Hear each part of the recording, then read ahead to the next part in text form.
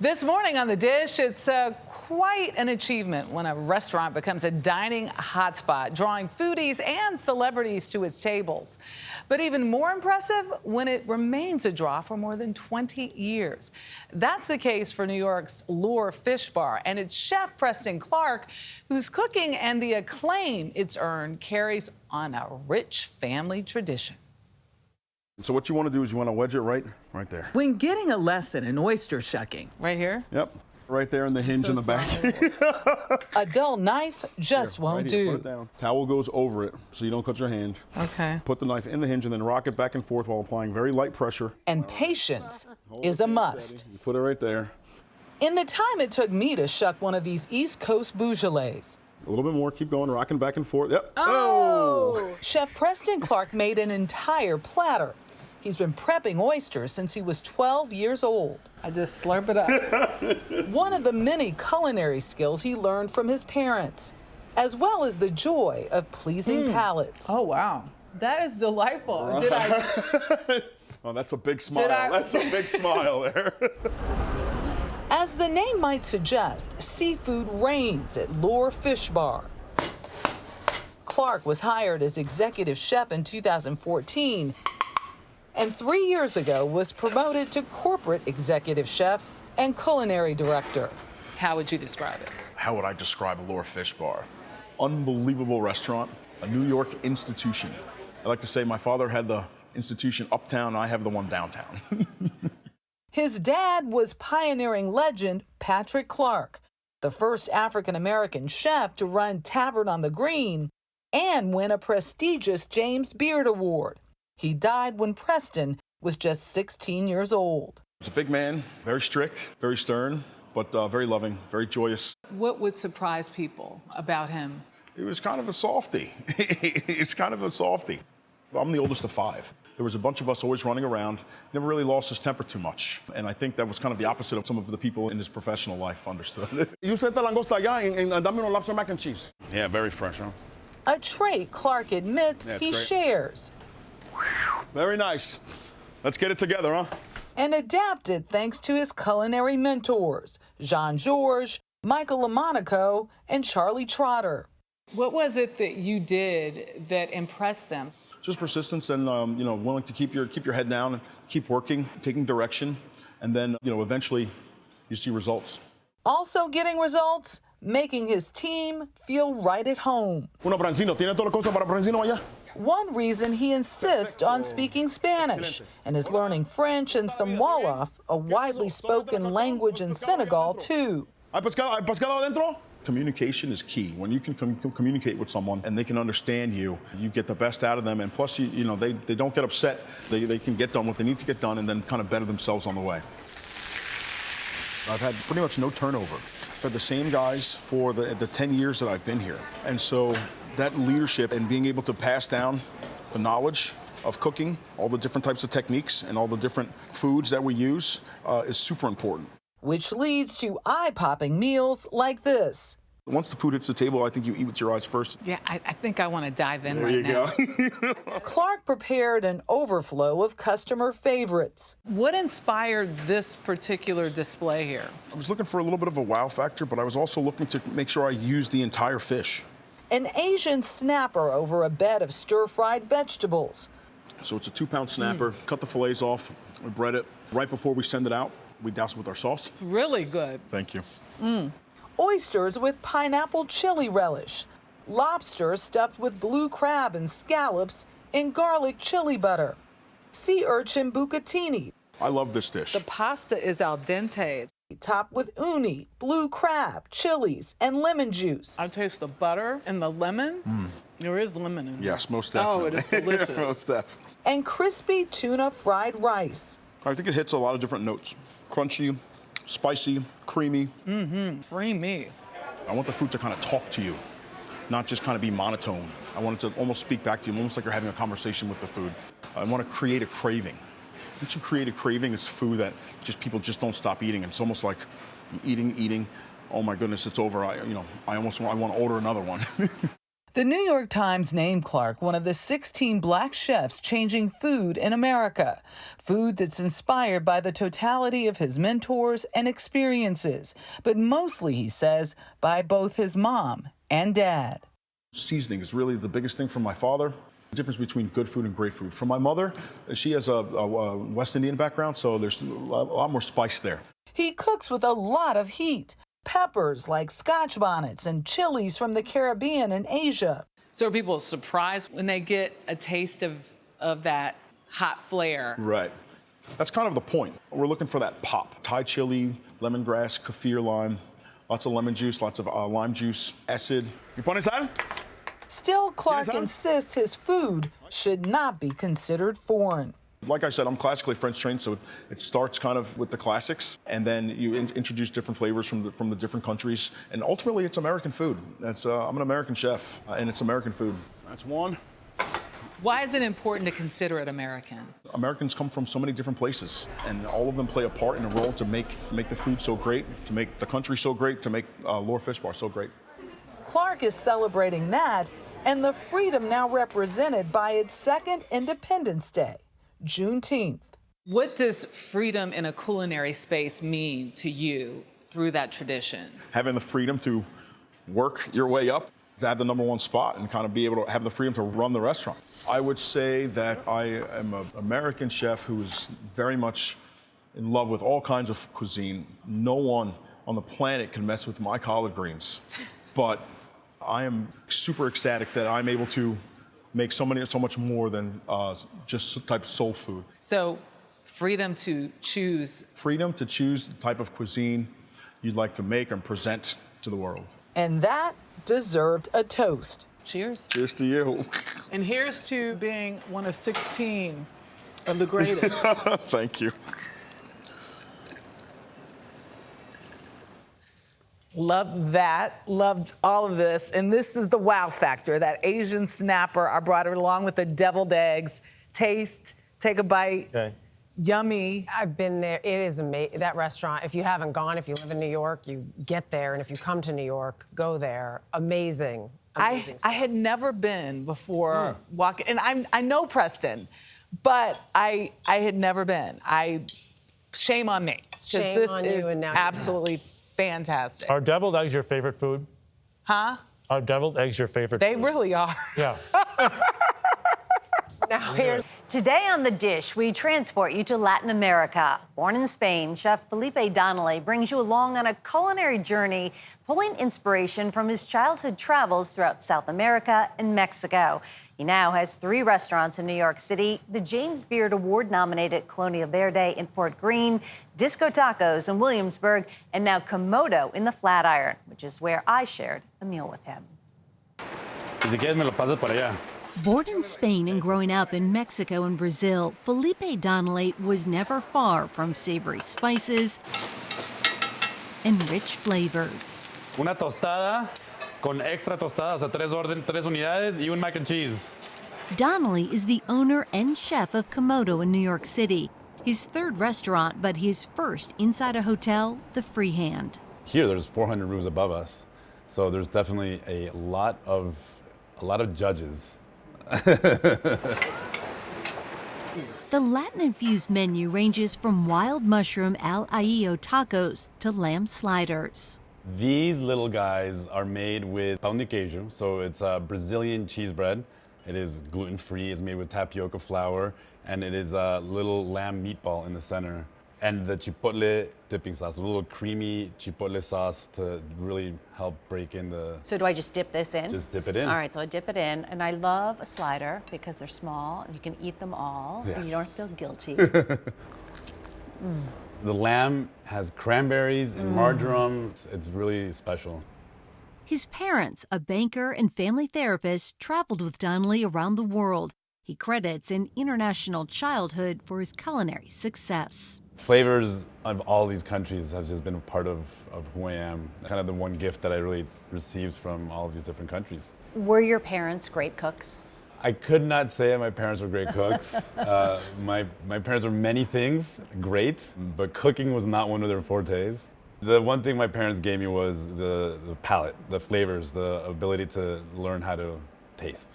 That taste fell flat years later during his college years in the United States. That was the moment that everything changed. Cultural shock? Cultural shock.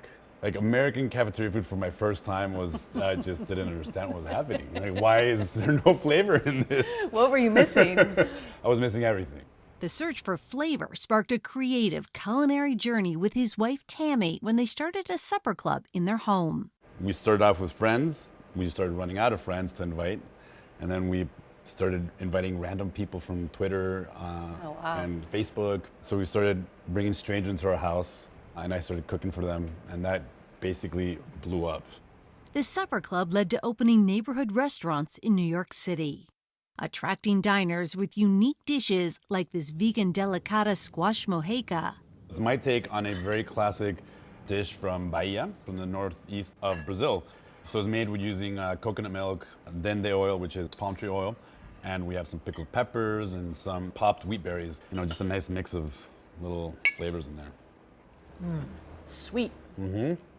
Yeah, the coconut milk really comes Coconut out. is really present. To a classic Brazilian cut picana steak with salted potatoes. A blended chimichurri, a salsa roja, aioli that goes with the salted potatoes. This is a dish that has Brazil, it's got Argentina, it's got Mexico, and then Colombia. So Is this your childhood right here? Everything is here. Also on the table, a staple of Colonia Verde is a chiote chicken with brown butter served with calispera rice, shrimp and ahijo made with paprika, garlic butter. I'm more of a finger guy, just like Just get in dig there. in. It's just like you're back down in New Orleans, right? What I love about all your dishes, and every dish has a story, and this pasta has a really good story. Yes. What's behind this? In 2012, the Mexican football team won the Olympics. In celebration, we put on the menu a poblano pepper stuffed with ground meat. Okay. A very classic Mexican dish. And we sold 0 that night. My chef, Jose, who's been with us for a while, took it. He made some fresh pasta for the night, chopped up the stuffed peppers and threw it in the pasta. And we ate, and we're just like, this is absolutely delicious. This dish was born. This needs to be a dish on the menu. Enjoy it. Thank you. During the pandemic, another passion of Donnelly's was born, agave spirits. It's something obviously very Mexican, so very in line with the food. And honestly, it plays such a pivotal role in Mexico and in the food that we eat in Mexico. And very much like wine, each one provides different flavors. This guy is gonna be, it's called a Mexicano, so the agave is Mexicano, and it's gonna be a little bit more creamy. Cheers. Just a little sip. Yeah, I'm not taking a lot. Ooh, wow. You can follow that up with a little orange if you want. Okay, yeah, I definitely want to follow that one up. That's a kick. Moving on to Yola. So last, but definitely not least, Yola is a mezcal also from Oaxaca. This is made from espadín. Yola is also female-owned. I'm getting hot, just letting you know. It's like the temperature went up in this room a little bit. That's my favorite. That's a little lighter. It's definitely a little bit lighter. A little bit lighter. I can handle that. I might have a little bit more, but it's the middle of the day. So maybe we won't do that. And no meal would be complete without dessert. A coconut cake, so it's made with tapioca flour. It's more of a custard than a cake. Fresh whipped cream, a little bit of lemon zest. Oh my gosh. I don't really eat dessert, but this This is worth it. is worth it. No. From the first course through dessert, Donnelly is trying to create an experience for diners where they can escape and savor each bite. Our motto is La comida compartida sabe mejor, which means food when shared tastes better. And it's about sitting down, letting go of whatever it is that's troubling you, and be able to laugh and be able to be transported somewhere else. And he definitely transports you somewhere else. Now dig into this. I want to see what you think of this. destroyed I my had no problem with the coconut cake. I polished it off. Awesome. It looks good. It is Super good. moist. And the Yeah. tapioca is in there. It's at the bottom. It is. Good, right? And it's light. Yeah. Right? I like that bottom. What did you do to your cake? I destroyed it. You I ripped was it apart. But it's good. In college, his buddies, they would go out once they learned that he had a talent. They'd shop, he would cook.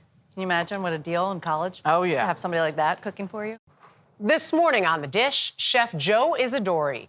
He earned his stripes in his late father's New York kitchens, perfecting the art of Italian-American cuisine. But he earned his awards and accolades branching out on his own, like a 2009 Michelin star and viral fame with Black Tap Burger and its crazy shakes. But Isidori says he'd never quite found his voice in the industry until now, with an Italian-American restaurant in New York City's West Village, Arthur & Sons. So my grandfather was Arthur Joseph. My father was Arthur Joseph. I'm Joseph Arthur, and my son's Roman Arthur. And that's the term Arthur and Sons. 4 generations woven into one restaurant, with Chef Joe Isidori at the helm. Chef Joe's back in the kitchen. Better known as Chef Joe on TikTok. There is nothing bland about him. New York City, San Gennaro. We're here to eat. We're here to drink. We're here to play. And as we say at Arthur and Sons, And now we can eat. And now we can eat. Now we can eat. But yes. can we drink first? I love drinking first. Now we can drink. Now we can drink. Yes. His effervescent personality, a part of everything he creates. I'm going to take 2 sips. So good. That's Maybe dangerous, 3, Joe. Maybe 3. I'm going to go for a third. From this limoncello spritz to the restaurant it's served in. this is my favorite thing on the menu. I was opening restaurants, and they're great restaurants, but it wasn't really my voice. It was like what people expected me to be. And I said, I have to do a project that is me. He says Arthur & Sons is 1 part red sauce joint, 1 part 90s street art culture. Frank Sinatra meets hip hop. When I was a kid, 14 years old, I would be in my father's kitchen, and I was listening to hip hop, Wu-Tang, Biggie. And I'd go in the dining room, and my father would be playing Frank Sinatra. So that kind of secret sauce right there was my business model. In both look and taste. Wow. He took his father's playbook and modernized it. Like this Instagram-worthy eggplant appetizer. Fried eggplant, burrata, tomato, prosciutto, roasted peppers, and basil. How do you eat that, though? It's tough. Here, you want me to help you out? Yes! A dish his dad Artie was known for, and now Joe. I'm gonna look like a gavone trying to eat it. This is a Gavone okay zone. See? See? The texture.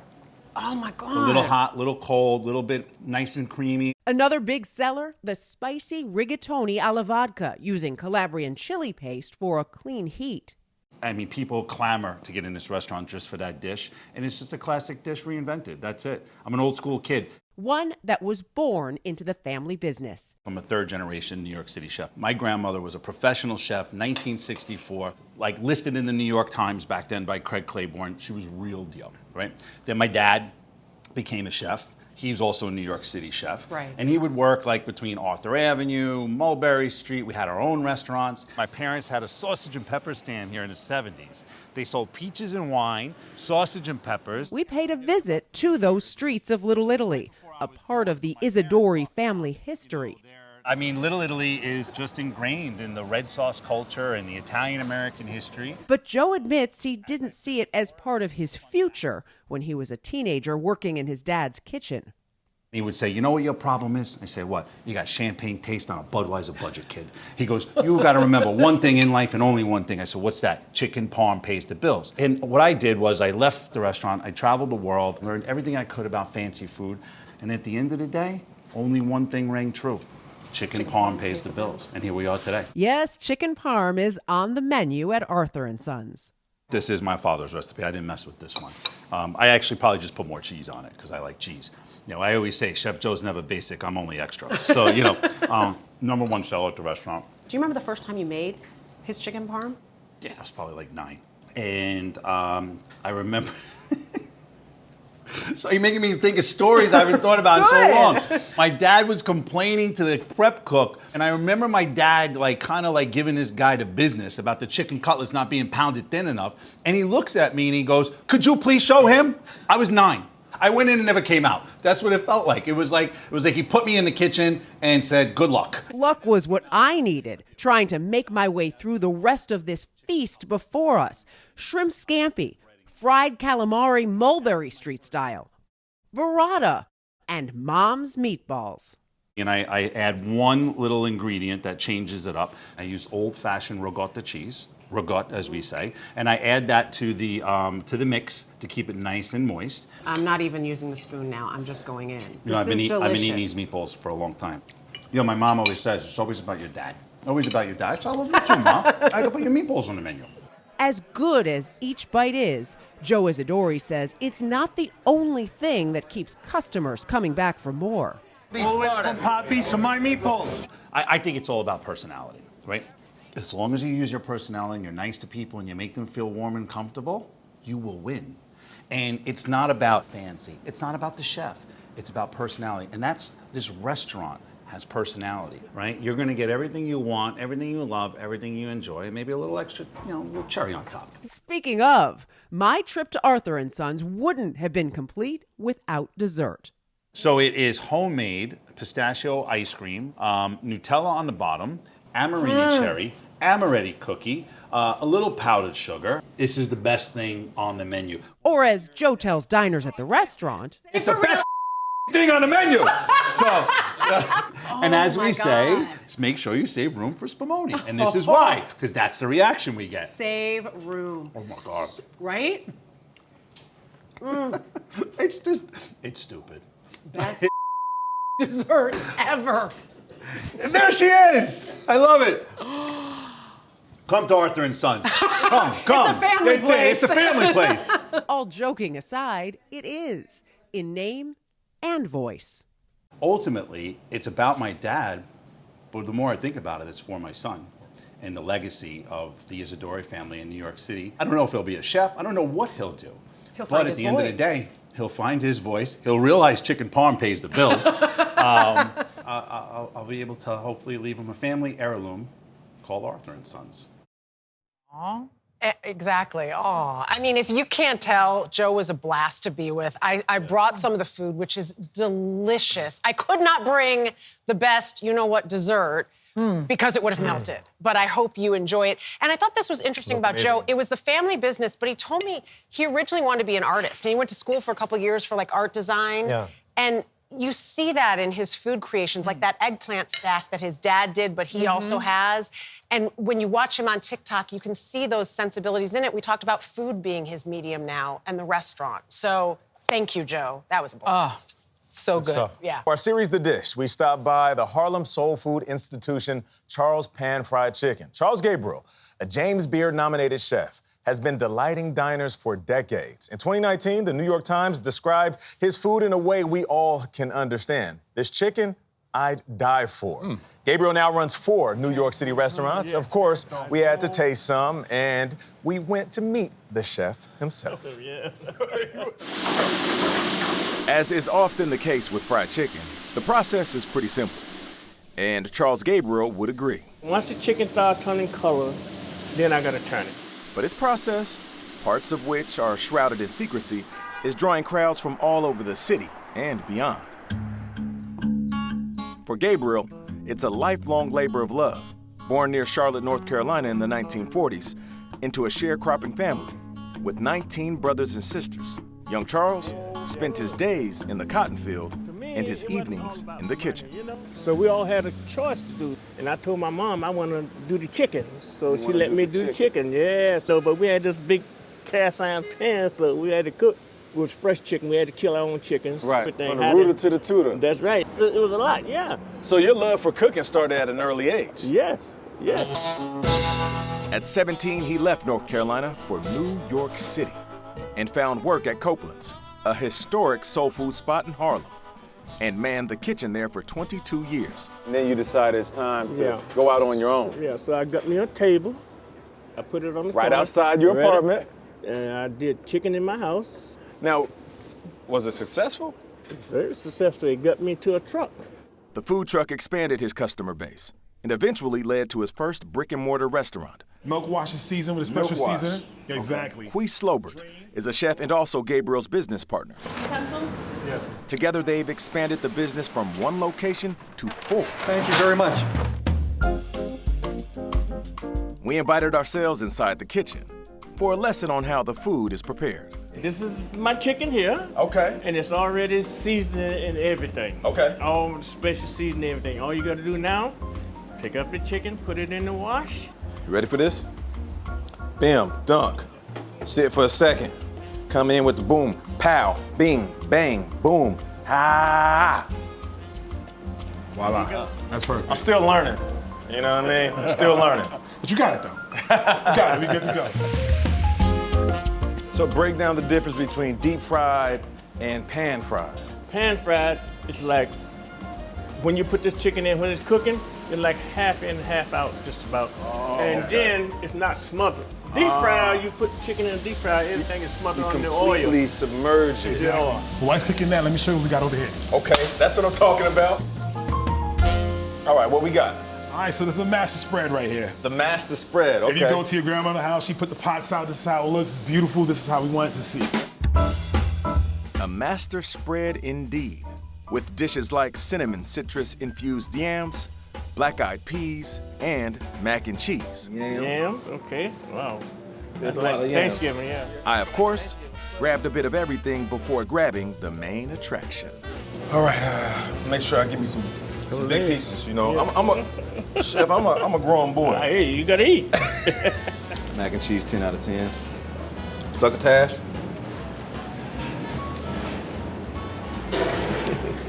I love okra.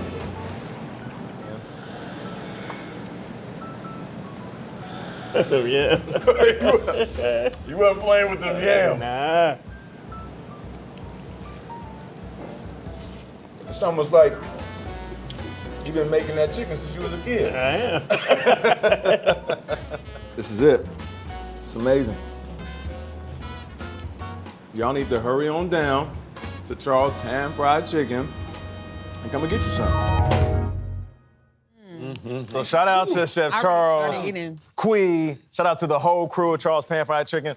We were supposed to try a little bit after the piece, but it looked like you already dove in. So what do you guys think?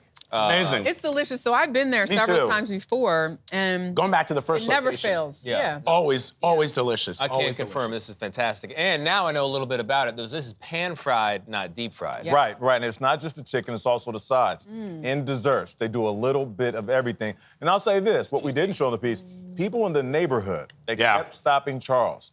He is a fixture in Harlem. Plus, he's got that pan that's been in his family for many, many generations, right? That pan is so seasoned. No doubt. That's what you're getting here when you taste that chicken. Yeah, and Tony, you think they should open up something in Brooklyn, huh? I was telling him it's a borough called Brooklyn. There's a borough called Brooklyn. And if you get there with this, you will sell a lot of chicken. No doubt about it. Man, I picked well the right done. day to Appreciate you, I know, Charles right? Pan Fried Chicken. Charles Pan Fried Chicken. There you go. More to come. Now, you said you know how to cook this. Yeah, they gave me the secret sauce. Okay. Did they really? We're coming to your house. We get dessert-focused with the Little Pie Company and its founder, Arnold Wilkerson. The New York City shop has been serving up its handmade creations since 1985, when Wilkerson, with no professional baking or business experience, left a career in acting and found his calling. It didn't take long for the Little Pie Company to become a regular on Best Pie lists, from Rachel Ray to Food and Wine, helping the shop gather nationwide recognition.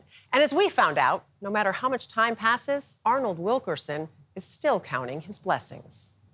And so I'm going to show you what I did for 2.5 years out of my apartment. In a much smaller space. In a much small, in a space about this size. Yeah.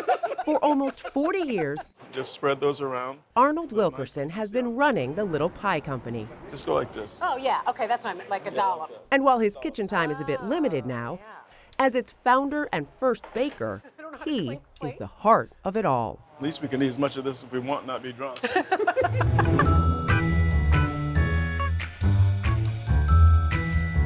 The irresistible pastry he and his team have become known for, the soul. Arnold, this table smells so good. I normally say it looks so good. It smells so good. Do you ever get used to this? Well, you never get used to it because it's like eating. You never get tired of eating. Which is a good thing when you consider the Little Pie Company menu.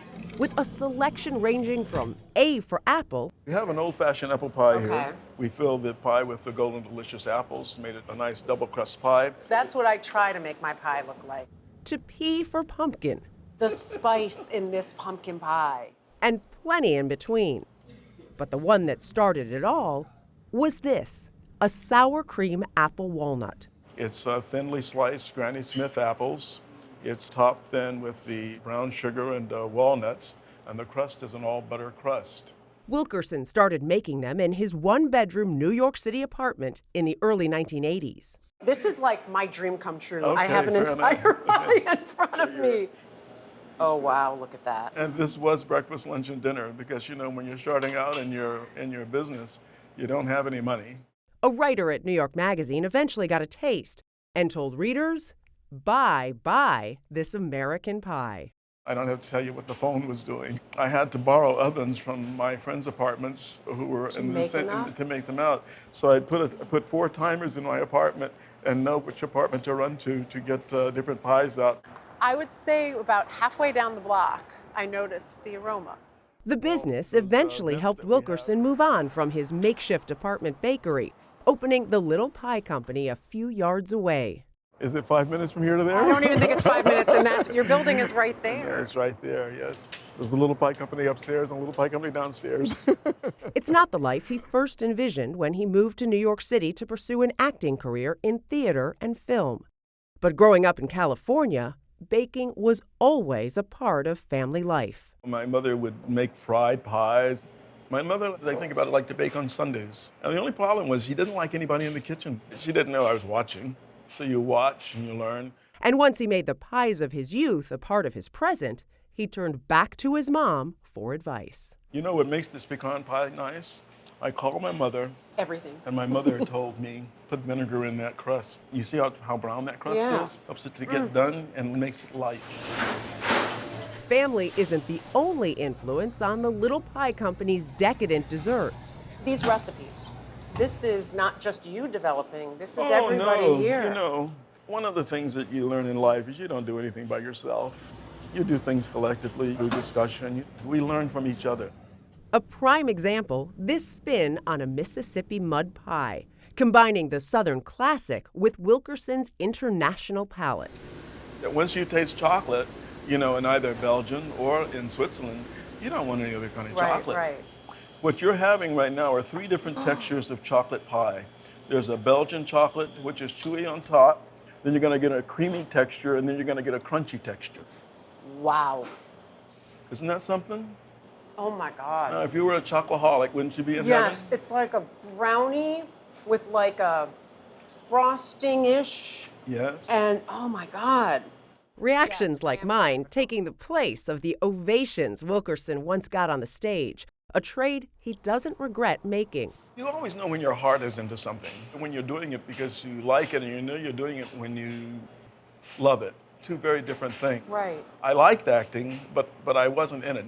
Baking hit the spot for him the way acting never did. You know, it's a little poignant, but if you look over there on the wall, there's a Time magazine. Oh yeah. And the picture of what? The American flag and the pie. And what pie? Yeah. Our pie. We made the cover of Time. I say it's a little poignant because, you know, that was 9/11, but somehow they allowed us to represent America. That's amazing. What was that moment like for you? The pie company has had a lot of neat moments, but when we got this, it was very moving. Evolving a New York staple into an American one. Do you still feel like this is also a neighborhood bakery? Oh, very much so. You see, we're waving to people all the time. The bakers can't stand back there and work in those. We have these large picture windows. I love And them. constantly, you know, families, we're having children that are growing up seeing bakers at work. The Little Pie Company producing smiles even before that first bite. So while baking hasn't made Arnold Wilkerson a wealthy man, it certainly has given him a rich life. The fun is having something that you can be proud of and something that, you know, that as a black man, I can be an example to other young men, you know, who see that you can start out poor, not formally educated, and just dream and just believe in yourself and go forward. that you can make something out of nothing, basically. Well, your smile and your laugh are infectious, so you seem pretty happy. Sometimes you have to appreciate your blessings. You know what I mean? And if you appreciate your blessings, you're not going to just always be asking for more. And Arnold dropped pies off for you guys personally, because he's around the corner from here. You're going to have the sour cream apple walnut. You've got the Mississippi mud, the pecan, and the pumpkin. One other thing he's created there, it's a family. He's like Danny, his GM, started working as a teenager, as a neighborhood kid, and has worked his way up. Dishwashers that work their way up to cooks that have been there for 30 years. And yeah, it's good, right? This sour cream apple walnut? Yes, Hassani Pratt's favorite. The pecan is like, it's not too sweet, but amazing. I stuffed my face that day, as you saw. And he was laughing because I didn't put enough whipped cream on my pumpkin pie. I was like, more, put on more. Yeah. Does he do a sweet potato pumpkin pie combo? I don't remember, but you can check him out on Goldbelly. He does nationwide shipping, and you'll find him there. All right. Or Michelle. The Mississippi mud is amazing. This morning in our series, The Dish, the story of a great American restaurant, and you do not need to take my word for it. That is how Food and Wine describes Gramercy Tavern, now celebrating 30 years of enlightened hospitality here in New York. It became a destination for diners and a life changer for its co-founders, Danny Meyer and Chef Tom Colicchio, now two of the biggest names in the food business. Here's what it took to get there and why many food writers believe it changed the way we eat. From its little maroon awning to the banged-up old bar and wall-to-wall antique furniture, Gramercy Tavern can feel like it's always been here. And the same goes for the menu of locally sourced all-American classics without the hinky in the air of fine dining. I'm gonna throw these in the box. But the truth is, Gramercy Tavern almost never was. Well, I never really wanted to open a second restaurant. Danny Meyer is now one of America's most acclaimed restaurateurs, a founder most famously of Shake Shack and 11 Madison Park. But back in the early 90s, he had just one spot and zero interest in more. Truly the only reason that I ever decided to open a second restaurant was because I'd gotten to know Tom Colicchio. It was at the 1992 Food and Wine Classic in Aspen, Colorado. I believe this is where Danny and I had lunch together. That Colicchio remembers sitting down with Meyer. I pitched him that, I want to talk to you about something. He didn't know what it was. He said, confidentially, my restaurant's about to go out of business, and there's no one I'd rather partner with than you. It would kind of like if LeBron James said, I'd kind of like to play on your basketball team. It wasn't LeBron James who he said, but... In fact, Colicchio, a host of Top Chef for 21 seasons now, remembers that Meyer's initial response to the partnership was a no. He said, I will never open another restaurant again. And I said, okay. And he called me back about a week later. And we had a mutual friend who was a wine reporter. And he said, if Sandy Koufax called you and said he wanted to pitch for your team, you'd probably say yes. Oh, Sandy Koufax ain't bad. Yeah, it's not bad. When Gramercy Tavern finally opened on July 11, 1994, it still had a whole lot to prove. 30 years ago, the restaurant we are sitting in, before it had even opened, was on the cover of New York Magazine. New York's next great restaurant, ? That's a lot of pressure to begin with. Yeah, basically put a big bullseye on our back because New Yorkers were pretty quick to answer no. Great restaurants are like brand new baseball gloves. You got to play catch for a long time before you break it in. Well, we're marking the 30th anniversary. That's a pretty long time. Yeah, the glove is pretty well broken in by now, and a lot of New Yorkers have played catch with it, it turns out. The winning idea was to blend the standards of European fine dining with the more rustic comforts of an American tavern. That was exactly what Danny and I talked about. Take this idea of this casualness, really great food, amazing hospitality and service, tremendous wine, but do everything correct, but without the pretense. There's a difference between like an American muscle car versus a Ferrari. And while it's the food that brought people in, Meyer made sure the hospitality kept them coming back. I've heard you say that when people come here, they shouldn't feel like they can tell the difference between going out and coming home. What do you mean by that exactly? We'll do the shopping, we'll do the cooking, we'll serve it, we'll do the dishes, we'll provide a social environment in which you feel like you took a little vacation. But at the same time, we're going to be the best element of coming home, which is you're going to feel loved and you're going to feel like you belong. Gramercy Tavern became an absolute icon of the New York City scene, with the Times praising its remarkably polished, complicated food and correct but casual service. And while diners clamored for a table, the producers of Sex and the City got Carrie Bradshaw one for the pilot. Kurt. Wow, what are you doing here? By the early 2000s, though, Colicchio had so many other projects that something had to change, and he sold his share of the business. I tell you what, I've only been in that restaurant, I think, 3 times since I left. Wow. And it's funny, when I decided to sell the restaurant, I talked to my mother, and she said, don't sell the restaurant, you're going to regret it. Wow. And I don't know if I've regretted it. There are times I have. There are times I walk by and say, man, you know, it would be nice. Which is why the food world was so excited recently to find him back with Meyer where it all started, at the Food and Wine Classic in Aspen, over a dinner to celebrate 30 years and all the colleagues who helped them get there. What are you guys hoping for tonight? Our takeaway is how much fun it's going to be. Yeah, it's great. It's like you get the band back together, you know? You can come back for one night only. That's what it is. Yeah. The two old friends talked about old times. I mean, Mike Widows is still there, right? Still there. Yeah. He was there on night 1. Yeah, night 1. So you got spice on it yet, or honey, or what we can do over here? Before Colicchio prepared the very same honey glazed squab he'd made as a best new chef here all those years ago. I need hands. I need more hands here, guys. Come on. And a room full of fans joined in for a toast. Enjoy. To the next 30 years. That's the question. How long can you keep this up? So the origin story of Gramercy Tavern was, I imagined that this place had been in my family since Gramercy Park was founded. So it's been here forever. And guess what? It needs to be here forever as well. And the way things are going, it just might be there forever. Mike Anthony, by the way, current executive chef there. He's been a partner as well. He's a James Beard Award winner. Fantastic. He's been there longer than Tom was, in fact. And Danny says the next generation is just as marvelous. Arita Itar is the number 2, runs the kitchen day to day. And the front of house folks keep up Danny's vision, which is not to have a hot restaurant or a trendy restaurant, but a warm restaurant. And he doesn't like the word great. He calls his restaurants essential. That's the goal. I think that's a really... That's even better than great. So wise. Listen, I know them both. Haven't been to Gramercy in a long time. Now it makes me want to go. Yeah, I want to go back. It's been a minute, too, for me. Yeah, me too. But now, I didn't know their backstory. No, me neither. I think that's such...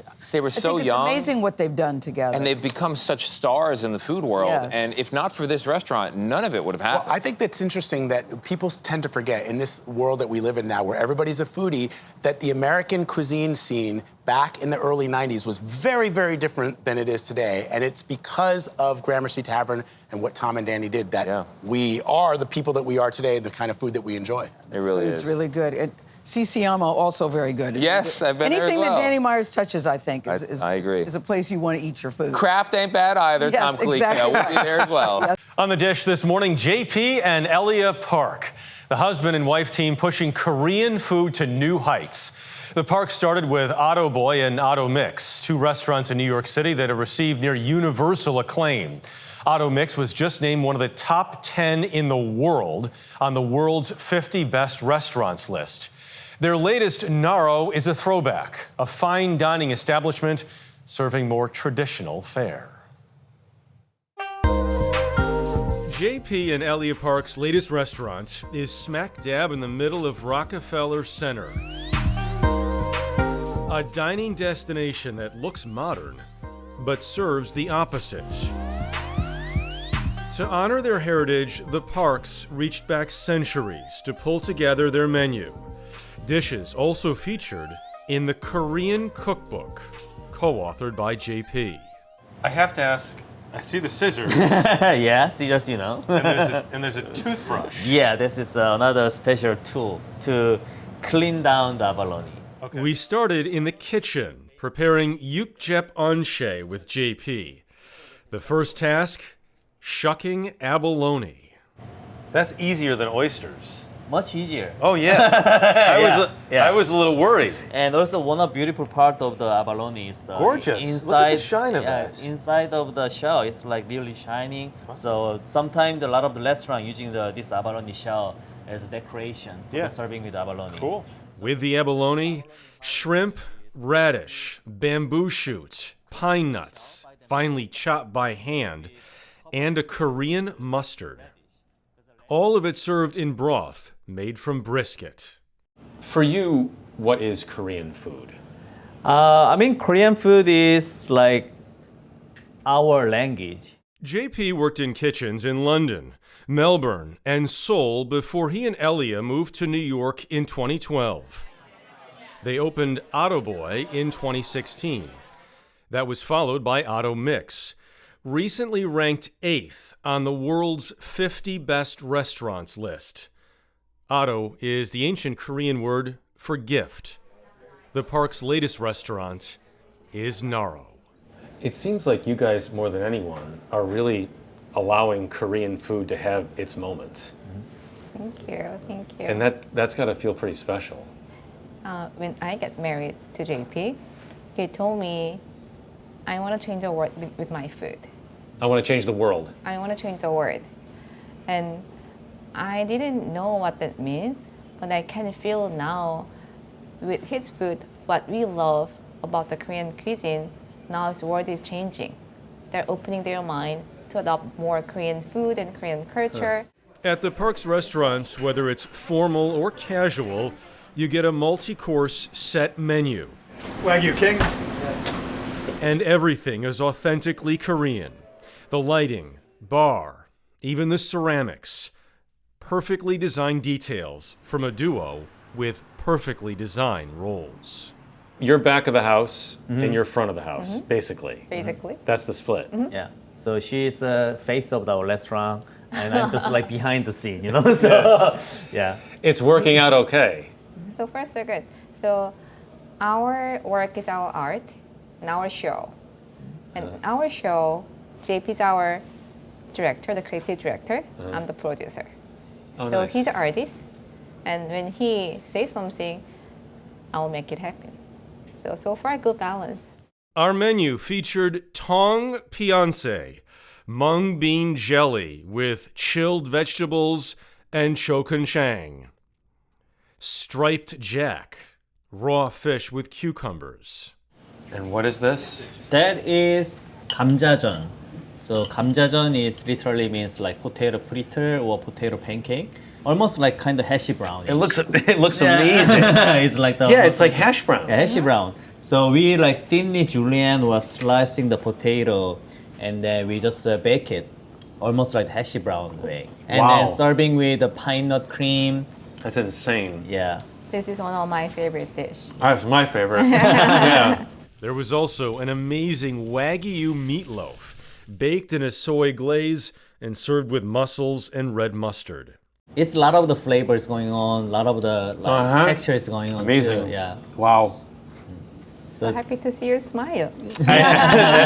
It's really good. Next, a little KFC, Korean fried chicken, served with a rice cake and a chili mayo dipping sauce. This sauce is awesome. I mean, it's awesome not too sauce. Spicy. Not too spicy. No, it's not too Good. spicy. Yeah, it's like really brilliant. flavorful. Yeah. For dessert, ganjang pecan, chocolate cake with pecan praline, coffee ice cream, and gold leaf for an added touch of luxury. Washing it all down, an Ibchu shrub mocktail with grape, seedlip grove, Korean pepper, prickly ash, and yuzu. It is the kind of food you won't find anywhere else right now.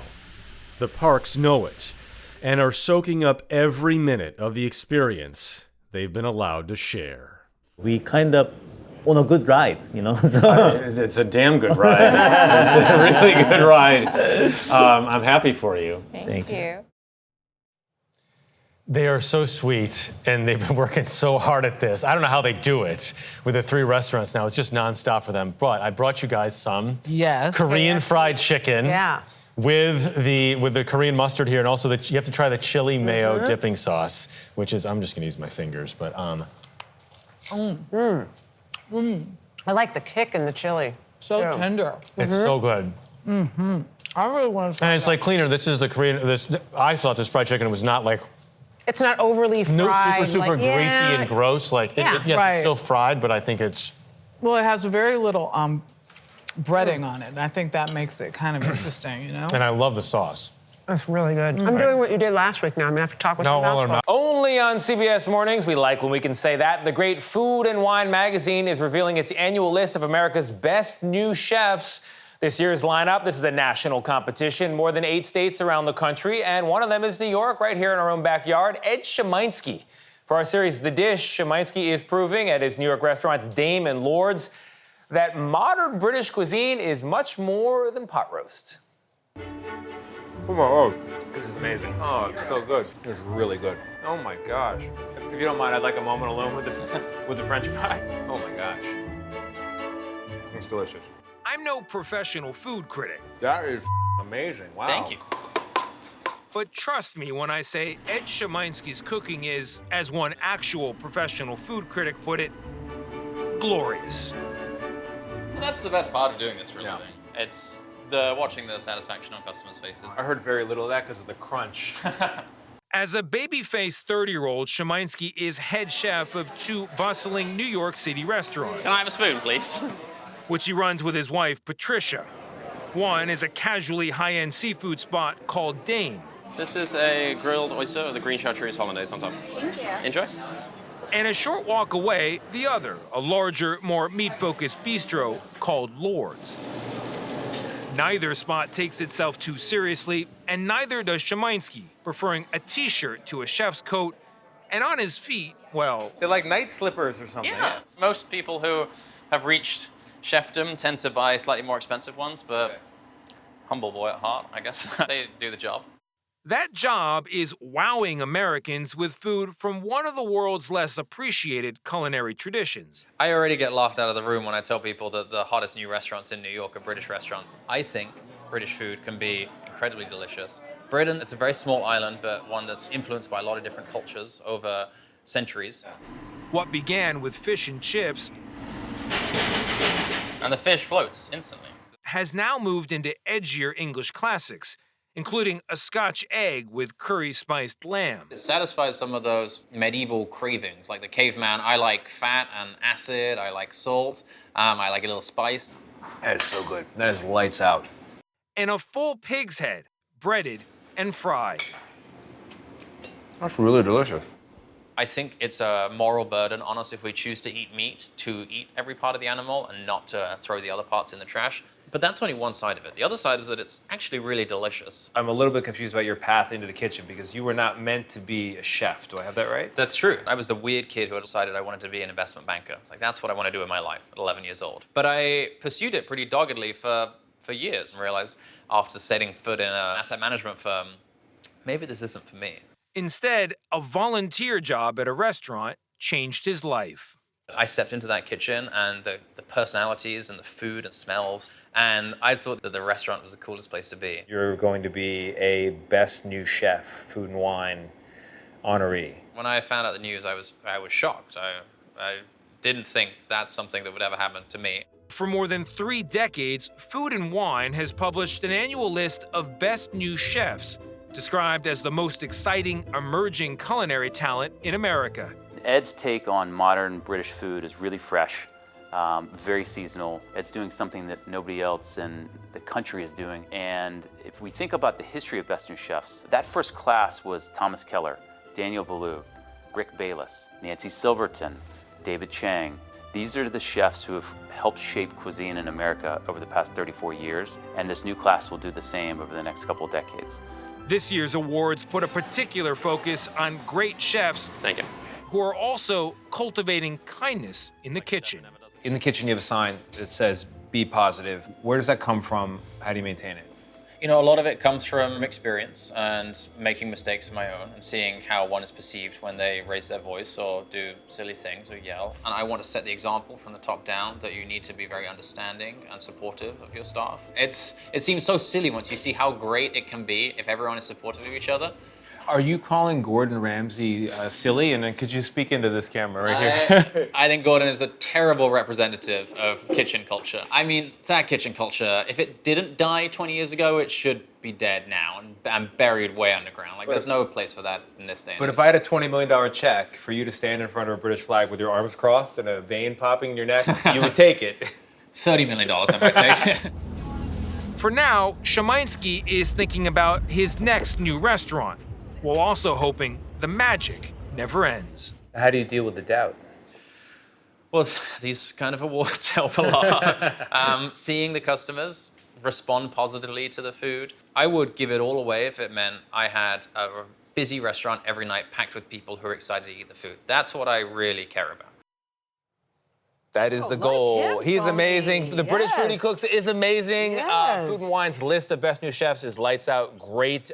Changes lives. This morning, our series, The Dish, is focusing on a prolific home cook whose breakout public moment happened at the tender age of 59. Her name, Naseem Ali Hani, who's executive chef and co-owner of Sofreh, one of the most acclaimed and authentic Iranian restaurants in America, also one of my personal favorites. Since opening in Brooklyn back in 2018, she's been guest chef at the White House, the first Iranian chef to create a menu at the Met Gala, and a finalist for the James Beard Award for Best Chef. Now, she's also the author of a new cookbook, also called Sofreh, which is a testament, I'd say, to the benefits of cooking not only with skills, but with experience. The aroma is intoxicating. It's incredible. Long before Naseem Ali Hani Hey guys. became a breakout star of the food world, This is very hot. owner of one of New York's most popular restaurants, she was for decades a home cook. So you just sprinkle a little bit, just a tiny bit. In this case, dazzling us with a demonstration of 6 types of a crispy Iranian rice dish known as tahdig. You just go straight to the pan. Some of it prepared with a pan she'd never tried before, let alone on camera. You just went for the challenge today. You figured. Yeah, how interesting it is. And my daughter said, don't do it. And I'm like, I'm gonna do it and we'll see. We'll see. What an inspiration. One heart-stopping moment later. Not bad. No, actually it's better than I thought. The point, she says, is to always be learning. This is great tang. So now if I cook it again, and believe me, I will in a couple of days, because I have to get this right. I will add more oil, I will add cooking time, and I will make it work. And the food that comes out of her Brooklyn restaurant, along with the recipes that went into her new cookbook, are the result of a lifetime of that kind of experimentation. What you bring to your food is not your culinary experience, it's your life experience. And if you can bring them together, you have a successful recipe. The book is a guide to the balance and beauty and amazing variety of the Iranian table. To sit at the Sofreh, she writes, using the Farsi term for a special type of tablecloth, means setting the table with a spread of delicious, vibrant, soul-satisfying Persian food, just like the kind she grew up with. Every time I looked right, left, as a young child, grandmother, great-grandmother, aunt, my mother, somebody was cooking, and there was aroma, and it was intoxicating and almost mesmerizing, at least for me. For a certain kind of American viewer, hearing that all the women were in the kitchen taking care of the cooking, it feels old-fashioned, backwards. You're nodding your head. Yeah, absolutely. But you don't see it that way. No. The way I see it, food is power. And the same way water is power. Who controls the food and water controls the life. Raised in central Iran, Ali Hani studied law with dreams of being a judge. The Iranian Revolution ended that plan as the country cracked down on women's rights of all kinds. Our world really turned upside down literally in a few months. And then, as war erupted between Iran and Iraq, a bad situation turned worse. The saddest memory I carried with me for many years was the body bags that they were coming from the front line. Our neighbors, once in a while you would hear a wailing sound. We all knew that another body was brought. Moving to the U.S. in 1983, food remained an obsession. But any thoughts of opening a restaurant would have to wait, as she saved money to help her 2 younger brothers move to the U.S. I just thought, my brothers are my priority. Yeah. It's great to dream about something, but the dreams, they cannot be like a bubble in the air. They should have a foundation. And I saw no foundation in that dream. That foundation was built a few years later, but just in time for another dream to come true. We were surprised that I was pregnant with twins. I'm like, everything goes to back burner until further notice. So it wasn't until 3 decades after moving to America, at the age of 59 years old, when she finally managed to bring all that life experience into a professional kitchen. I announced to my husband I'm opening a restaurant. You announced? I announced I'm opening a restaurant. And he said, may I ask why? He just said, I said, because I have one dream that I have kept all these years. I have to be able to look at this person in the mirror, which is me. I say, what was your reason for not reaching your dream? I don't have an answer for that person 10 years, 5 years from now, 10 years from now. I'm gonna do it. And if it fails, I tell that person, you tried, didn't work, tough luck. That's not at all how it turned out. Every single dish has been Phenomenal. The food at Sofreh, seasoned with centuries of tradition, was an overnight sensation. And Ali Hani still seems to treat every table like an old friend. Well, thank you for being here. Of course, thank you. It's not only the food, but the culture she's infused into Sofreh. From the meditation that starts each day, to the restrooms she's decorated with posters from films banned after the revolution. Do you think in spreading Iranian food, you are in some way helping the political situation? In a political level, I'm just a cook. Who am I? But on a little tiny one guest at a time, I think every guest who dines here has to think of Iran a little bit differently. Nasim, does any part of you ever wish that all of this success and recognition came earlier? No, it wasn't my time. I like to accept things as they come and celebrate when they come. And I have had a rich life and a long life. So I have a lot to offer, not just a good chicken sauce or a beautiful rice. I am bringing so much more of my life into this. Boy, Tony, Wow, she's right? so matter of fact about everything. It makes so much sense. I know. I love when she found out she was having the kids. Everything goes on back burner. Everything on back burner. And you and I both loved the food is power. You control the food and water. Yes, yes, And then yes. you control life. That's amazing. That beef dish that you put the little sauce on, I could lick the screen. Like, Gayle, what was that? Get your passport ready. You're coming to Brooklyn, I know. all right? I know Tony knows how I feel about going to Brooklyn. It feels like another country to me. I need my passport.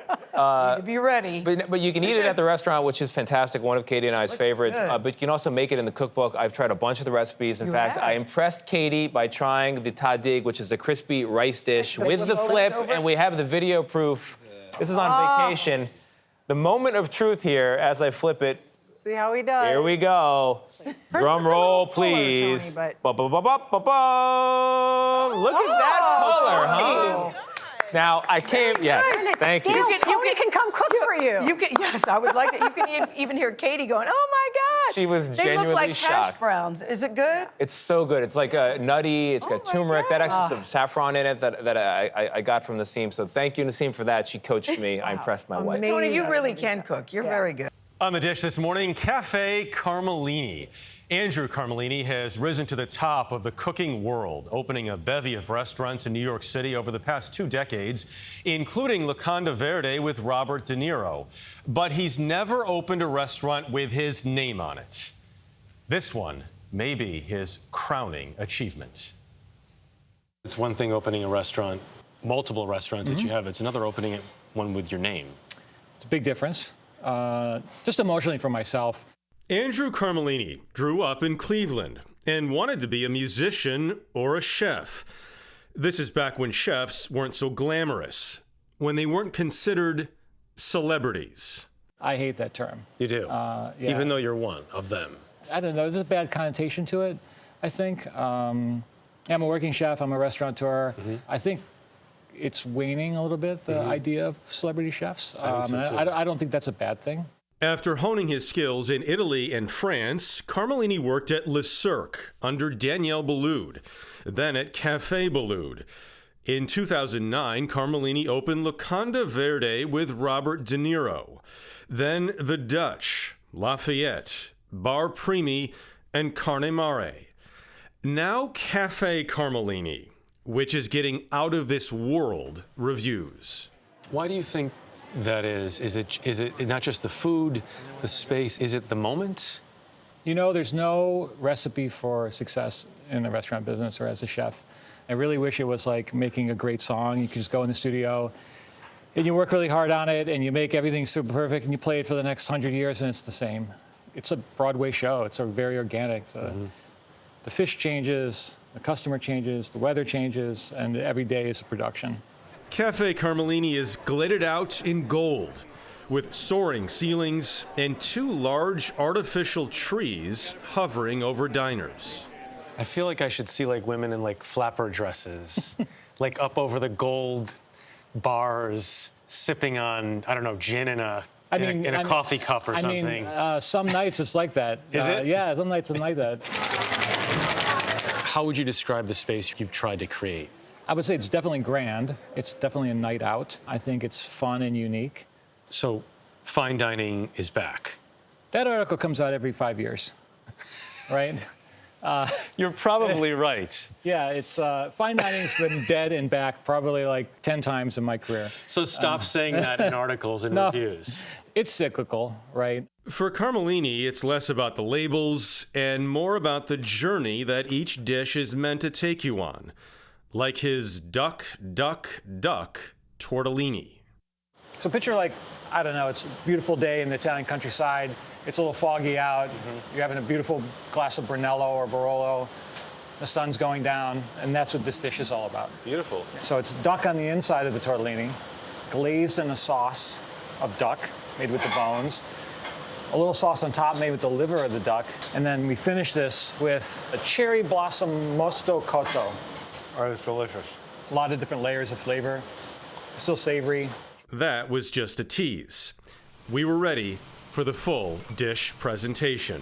It's the coolest breadsticks I've ever had or ever seen. Immediately, day one, everyone's starting to have sword fights with these. Bread service starts with handmade crostini sticks and pane bruno. I think bread is an important way to start a meal. Why is bread so key for you? It just sets the tone. That's one of the best breads I've ever had in my life. My job is done here.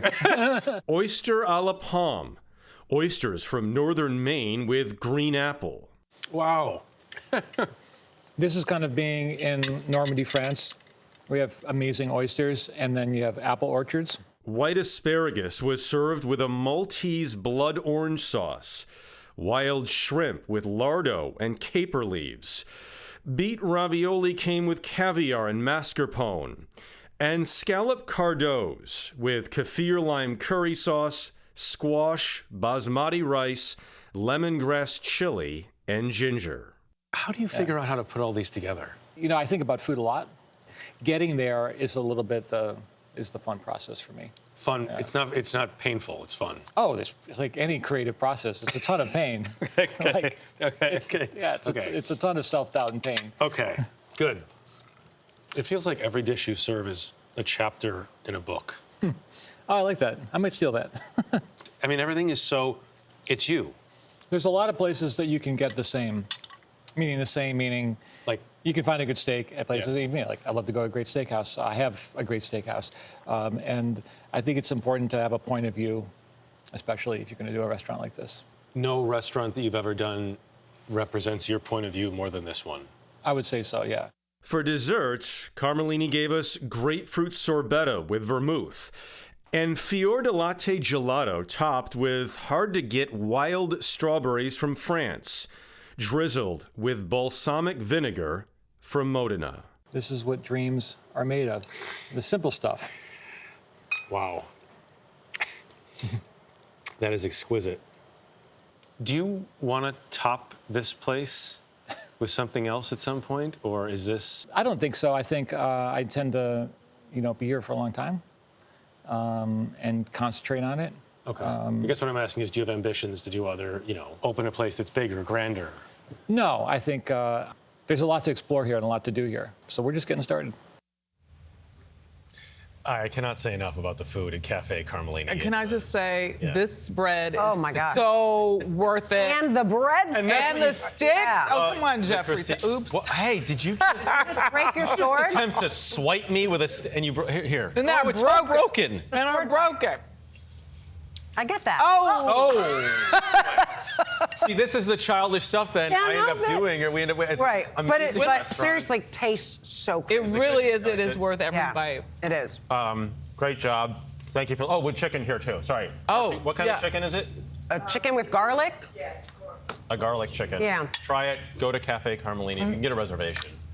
I'm gonna try it right Michelle's grabbing. Talk to Michelle. She'll get one for you. No. James Beard Awards are like the Oscars of the culinary world. In recent years, the awards have aimed to increase representation in nominees and winners. And this year is no different. Fariel Abdullahi is a first-time nominee and finalist in the Emerging Chef category. You might recognize her from appearances on Food Network's Chopped. The Ethiopian-born chef runs the kitchen at Hav Mar in New York City. CBS Saturday Morning co-host Michelle Miller, who's a host for the James Beard Awards later this week, got a taste of the joy Abdullahi brings to each dish. First things first, sprinkle. There you go, there you go. Okay, there we go. In the kitchen at Hav Mar, This goes into our hearth oven. Chef Fariel Abdullahi can have a little fun. This is where you're gonna feel real chefy. But don't let that fool you. Her food is as serious as her journey from growing up in Ethiopia to becoming a James Beard finalist in the U.S. People were asking me crazy questions. Like?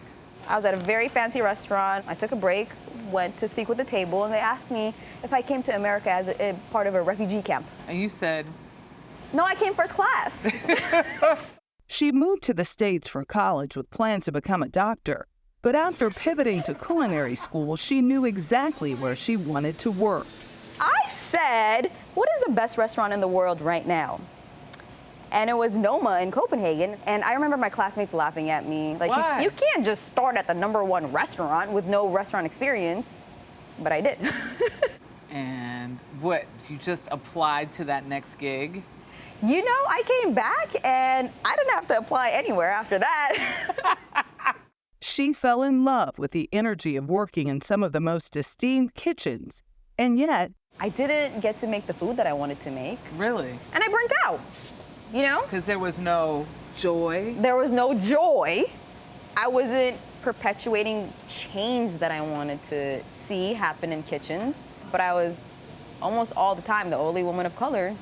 She had returned to Ethiopia when she got a call from celebrated Swedish and Ethiopian chef Marcus Samuelsson. And I answered, you know, like incredulously. I'm like, hello? He says, I'm opening a restaurant in Chelsea, then I want you to come run it. And obviously I hopped on a plane right away. Hav Mar, words alluding to the ocean and honey, highlight Ethiopian and Swedish flavors. This is the Swediopian, another portmanteau, so Swedish and Ethiopian. In Sweden, you know, they're very popular for gravlax, and that's their way of curing salmon. But the second cure is with berbere. It's the spice we use in Ethiopia for like almost all our dishes. Make sure your pan is nice and hot. We stepped into the kitchen to see how her whole roasted bronzino is prepared. Just a nice quick little transfer. Wow. And it was clear that in her own kitchen, Abdullahi had found a joy she once lacked. See, now isn't that so pretty? It is really You got your beautiful. beautiful orange, you got that pop of red, that pop of yellow. I would put that in the window. Finger looking good. Oh no, spoon looking. My name means someone who's always happy. Very out. Yeah. And I just think that happy people are more productive. I said, I'm gonna lead my kitchen with joy. Her approach has earned her recognition as an emerging chef finalist by the James Beard Foundation. There are so many others who've won this particular award. Bobby Flay, Tracy Desjardins, Daniela Soto-Inez, Marcus specifically. He's supporting people like Farial in their journey. It's wonderful to see these legacies occur with so many great chefs here in this country. So I'm up for a James Beard Award. No big deal. Kidding, very big deal. You know, the Chop set, they're like my family, and they stopped. Somebody went and got flowers. They literally gave me my flowers in real time because it was such a huge deal. It's such a big recognition. A recognition of her success and of what representation can do for the next generation. I just love that people can now see this Ethiopian woman setting a good example, and they don't have to be just this one thing. They could be whatever they want. For CBS Mornings, I'm Michelle Miller, New York. All right, 245 11th Avenue. 11th I'm Avenue. there. New York pulling City. up. Yeah, that'd be great. She's amazing. Yeah. The joy of cooking personified. This morning, our series, The Dish, highlights a restaurant making a name for itself by blending classic American food with Korean flavors. It's called Nowon, and it's growing in popularity right here in New York City, and it's expanding. I took a trip there to meet its inspiring owner, Chef Jay Lee, and to get a taste of the food with a special story served on the side. Here at Nowon in Manhattan's East Village, the food may seem like your typical American fare. But bite by bite, the eclectic tastes are one of a kind. Can I taste the marshmallow fluff, by the way? It's exactly what Chef Jay Lee set out for when opening this unique Korean-American gastropub. What would you say was the inspiration for Nowon? I wanted to display my Korean heritage, but as well as my New York American heritage, because I'm both. So you'll find a lot of familiar dishes. When you look at it visually, you've had it before, but when you eat and you taste the food, you start to notice that there's flavors in the dish that's very unique, which is a Korean element. Lee opened this restaurant 4 years ago. The name, a nod to his hometown, Nowon, South Korea, where he lived before moving to America with his family. Do you have a memory of when you first arrived here as an 8-year-old boy? I went from being really popular in Korea to not speaking the language in America. For the first time, I'm like, wow, like I don't know if I really belong here. Eventually, during his college years, Lee found a sense of belonging in the kitchen, learning to sprinkle a little bit of his heart and self into each recipe. How much of an influence was your Korean upbringing in the way that you developed your menu? Very much so. It's really all I knew. I've never had my first burger up until I was 9 years old. Can you believe that? 9 years old. I can't believe that. And I didn't even know what a sloppy joe was. I didn't know what tater tots were. Delicious. Lee's come a long way to now running a restaurant that's growing harder to get into, with reservations filling up weeks in advance, even at its newly opened second location in Brooklyn. Oh my gosh. So while I had a seat, I figured it was time to do some investigative journalism. There you go, Vlad. Thank you. By digging in. So what do we got? Korean street food meets New York street food, a chopped cheese sandwich. So chopped cheese rice cakes. This is our honey garlic butter tater tots, inspired by the honey butter chips that was really popular in Korea. Korean fried chicken sandwich we call Jay's Chicken Bun. We're known for fried chicken in Korea. I thought fried chicken was Korean. I'm not even kidding. I thought KFC was Korean fried chicken. Oh my gosh, I love that. And then this is our legendary cheeseburger. My favorite burger in New York growing up as a kid was a Big Mac. Quintessential burger. To all beef patty, special sauce, lettuce, cheese, pickles. Special sauce, there you go. And I'm like, you know, that's what I have to do. That's literally what I just have to do. You followed that model. Yes. In creating this. But with high quality beef, with homemade special sauce, with a Korean touch, add some homemade roasted kimchi in there, and there you go. I gotta take a bite. Please.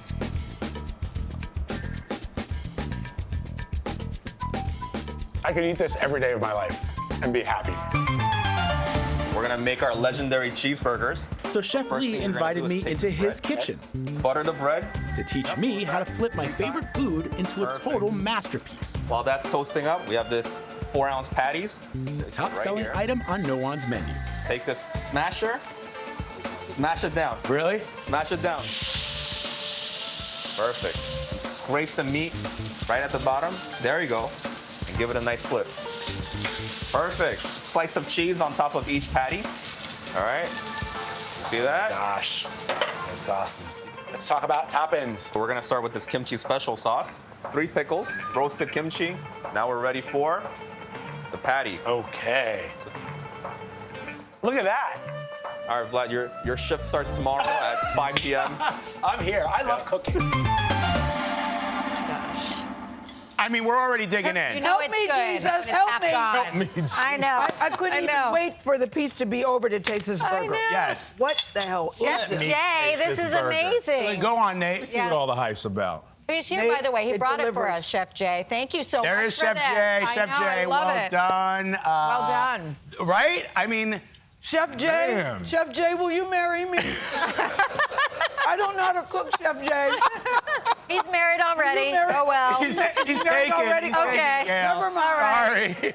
I'm cooking for us, though. That's all it takes, Gayle? No, this is what it takes. This burger, this chopped cheese. We've got the chopped cheese. We've got the tater tots. Chef Jay, you're a genius. They're delicious. This morning, Angie Mar. No one does it like Mar at Trois Chevaux, or the Three Horses. It is the finest of fine dining in New York City, with dress codes, impeccable service, and the world's most exquisite ingredients. Mar comes from a Chinese family, but French food has been her focus, and it's brought her worldwide acclaim. When she was unceremoniously detached from her last restaurant, Mar started, rather dramatically, all over again.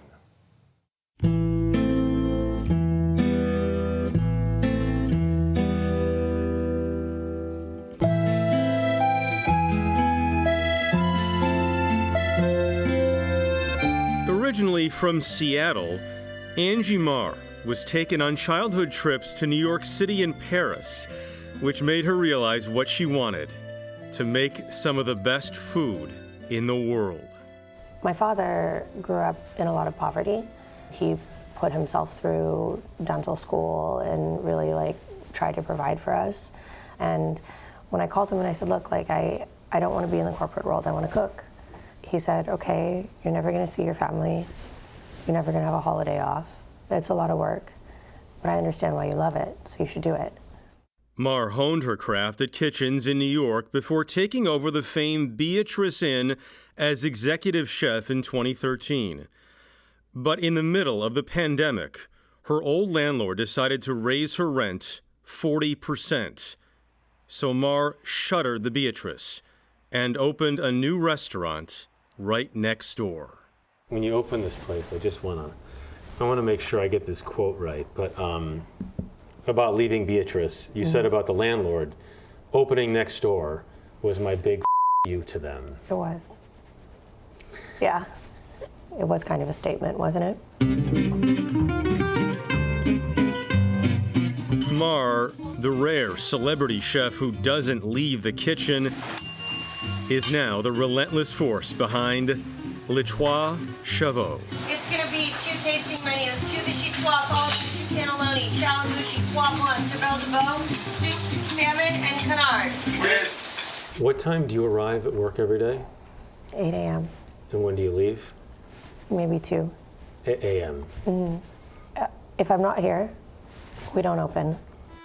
At Trois Chevaux, jeans, t-shirts, hoodies, and sneakers are all strictly prohibited, which is increasingly rare in New York City. And the dress code isn't the only thing that cuts directly against today's trends. I'm not big on local. I'm not big on, buying everything. You'll never catch me at the farmer's market. But it's so unseasonal to say that. I know. Nobody says that. I know. I might be the only one. I don't care where it comes from in the world. I don't care if it's in season or not. I just want the best.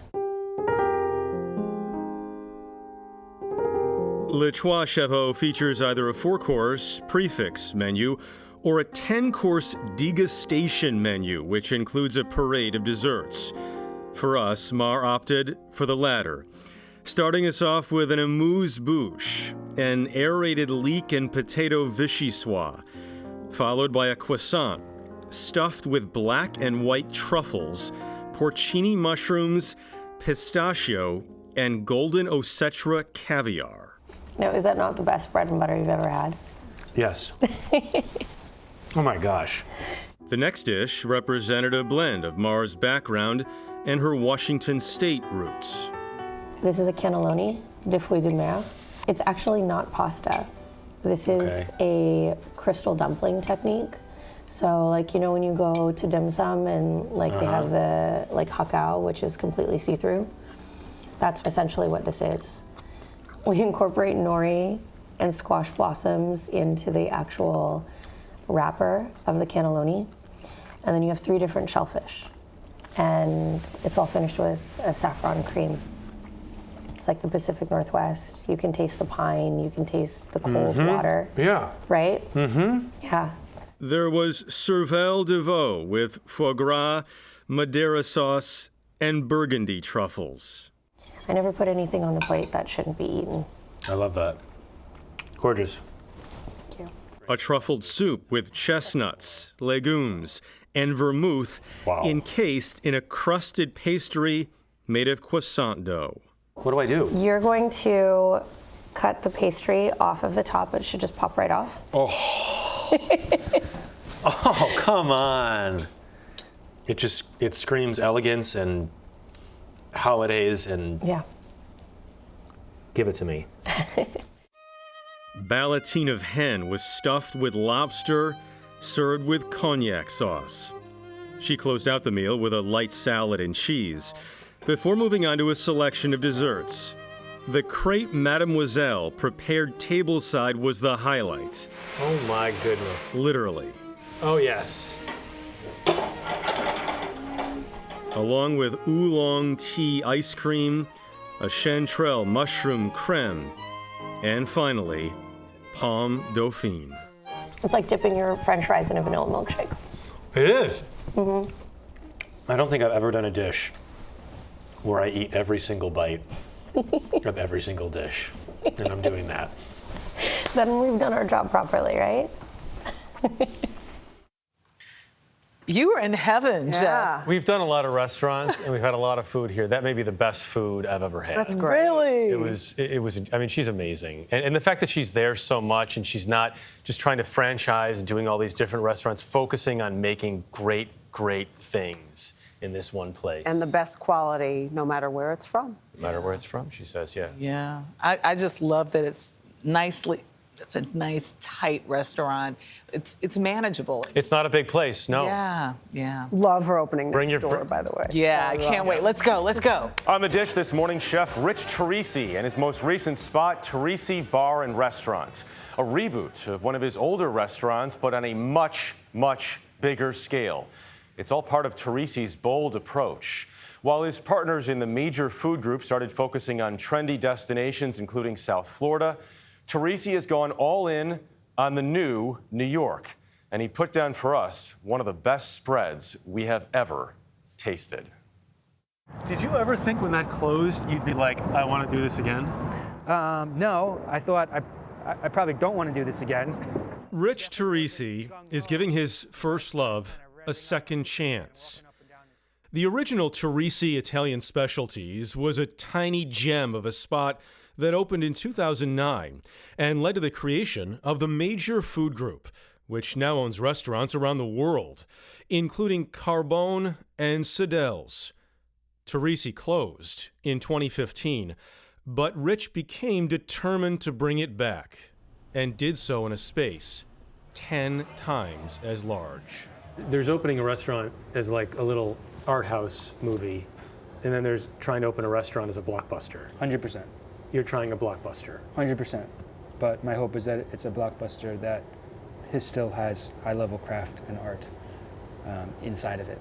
Torrisi grew up just outside New York City and said he knew food would be his life when he was 5. His grandmother played a big role in raising him. Grandma Angie is currently 102 years old and joined us by the kitchen as Rich prepared one of his signatures, duck a la mulberry. Is this your favorite dish? It's definitely a dish that's caused me to gain the most weight. There's no doubt about that.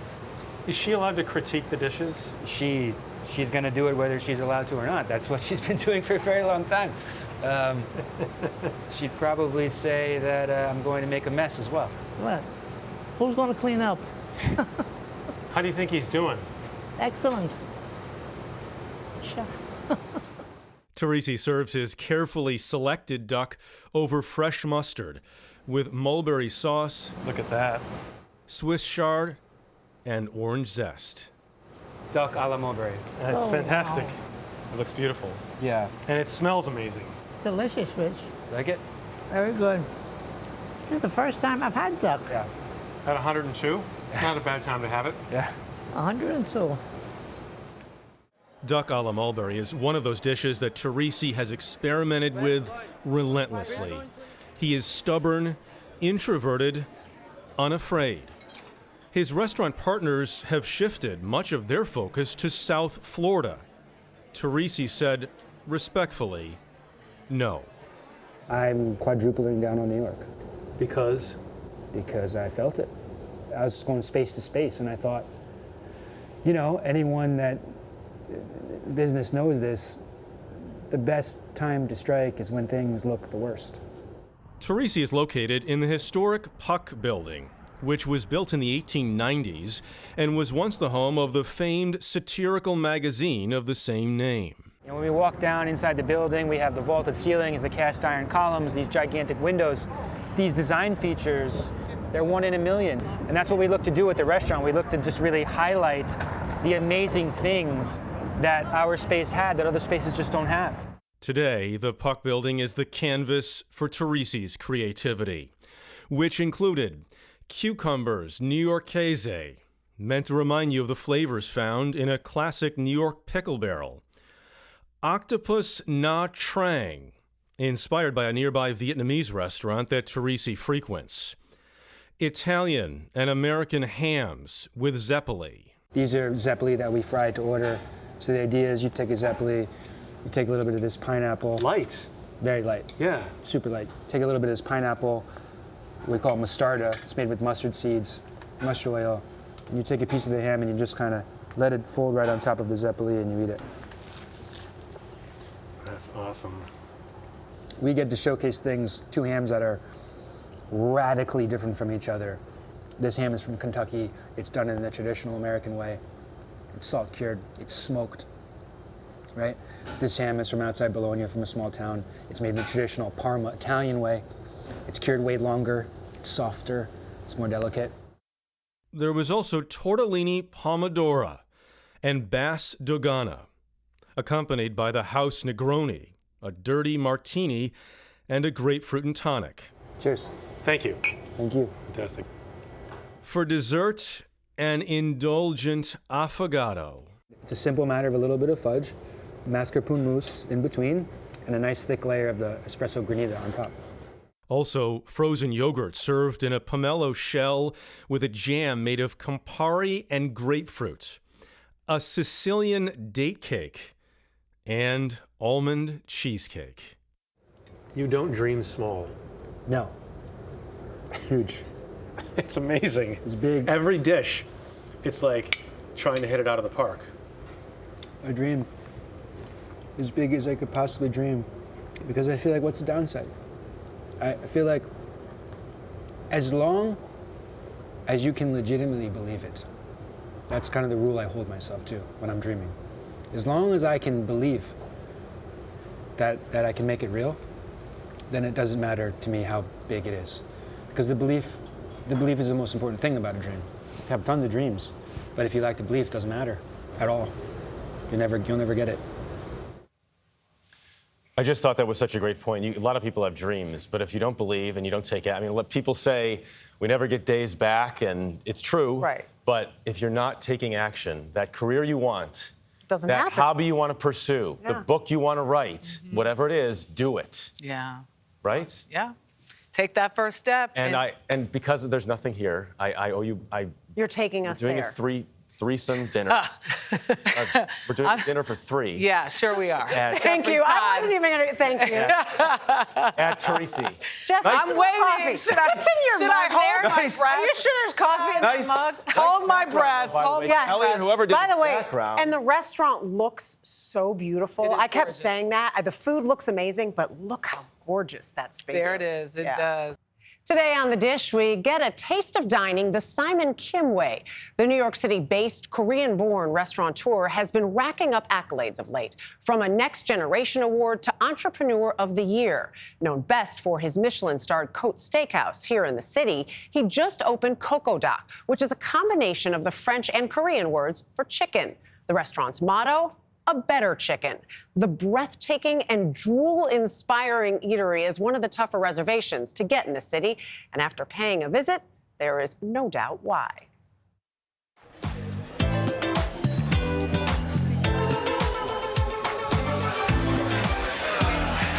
This restaurant, it completely has the look.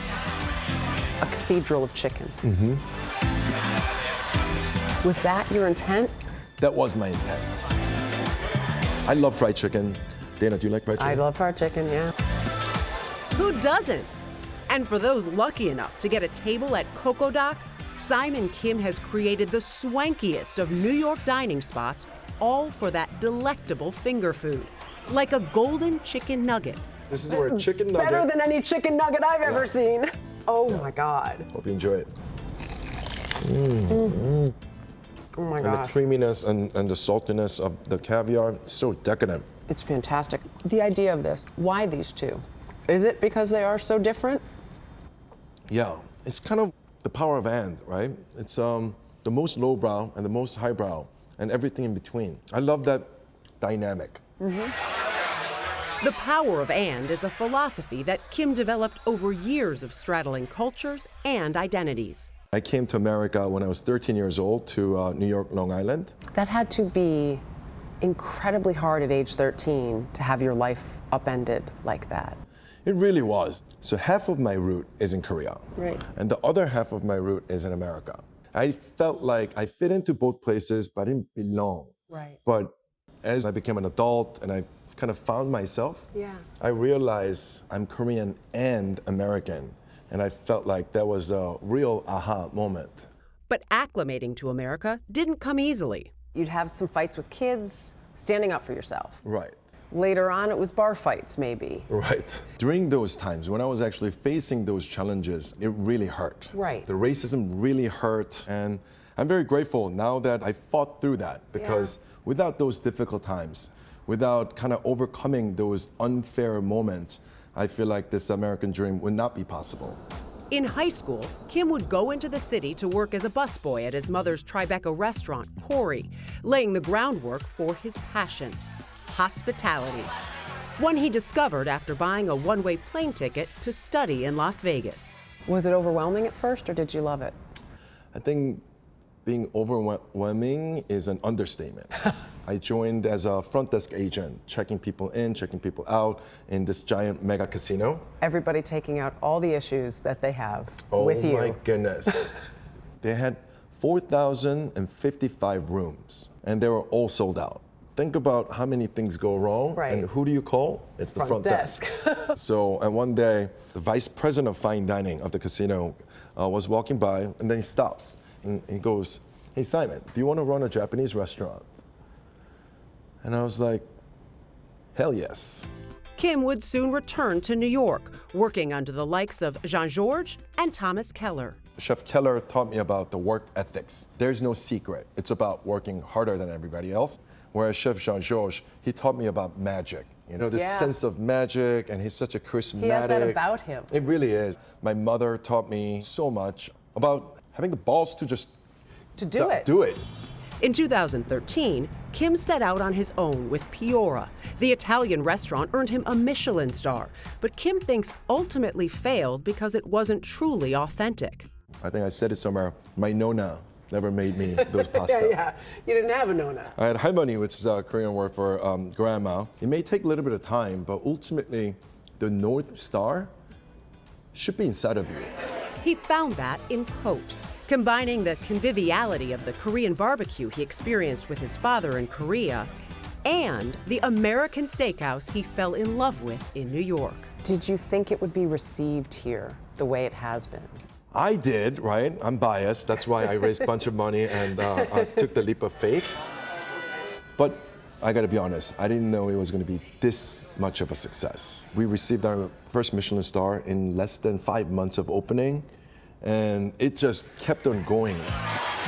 For his follow-up, Kim's recreated a similar vibe just down the street at COQODAQ, featuring a prefix menu Kim calls the bucket list. It starts with a chicken consomme and includes fried chicken, Korean side dishes, and noodles, all for just $38. Here we are. It is literally a bucket of chicken. The chicken, pasture-raised on an Amish farm, air-chilled, battered in rice flour, and fried in a cultured oil, a method honed over 13 months of R&D. You can taste and hear the result. So first bite. That crunch. Paired perfectly with what else? Champagne. With Kim and his team putting together the largest list of bubbly in America. You know what I mean? The effervescence, Yes. carbonation, the it's acidity. crazy. It's just, you're ready for another bite. Yes, I am. For that next bite, more chicken. This time with soy garlic or spicy gochujang glaze. Digging in. And just as diners are settling in, cold Italian capellini noodles meant to perk you back up. After your champagne and fried chicken. Exactly. This kind of perks you up. Chef, what do we got? We got the froyo. Finally, to cap it all off, frozen yogurt. Our pastry chef is our soft serve machine. And I also love highbrow, lowbrow moment. And some people think it's a little weird that the restaurant of our caliber serves our soft serve in a paper cup. With the wooden spoon. Yes. It's the greatest. It really Are you kidding is. me? This is a moment of childhood right Exactly. That nostalgia to me is so special. And I wanted to make sure this fried chicken, whether that is a steakhouse dinner, fried chicken dinner, ends with something that it makes you giggle. And so I love it brings a little bit of giggle. It's lighthearted Mission and it's refreshing. accomplished. Yeah. I wanted to give you guys a taste. It's not the same as being there. It's not the same as when it's fresh and hot and right there. But the juice in it, everything, the attention to detail in the chicken, and when they say a better chicken, this is what it's all about. You gotta be there too. It's the atmosphere. You talk about Michelin stars and what things are about, and obviously Simon gets it. He knows that food can be great, but if everything else around it isn't, it's not the same experience. And this is a soy garlic. Yeah. And then this is gochujang, which has like just the greatest flavoring to it. Yeah. Right? Yeah. Cote is still my daughter's favorite restaurant. Cote Steakhouse, which NYC. they're opening one, I believe, at the Venetian, a Cote in Vegas as well. Gotta love I've it. got gochujang. Simon Kim. Yeah. All over me. I'll try to get an outing. It never quite works with all of us, but if we can figure out a date, we will go in person. The Dish is sponsored by Oceana Cruises. Your world, your way.